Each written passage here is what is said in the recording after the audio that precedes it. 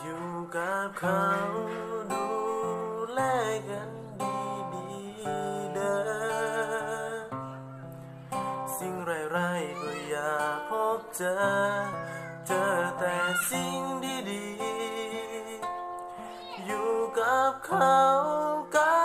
บเขาหลายๆขอไว้พรให้จากผู้ชายคนนี้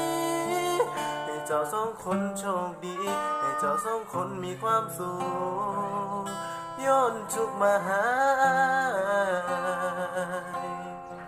ให้เจ้าสองคนโชคดีให้เจ้าสองคนมีความสุขคนทุกข์ให้เป็นอาย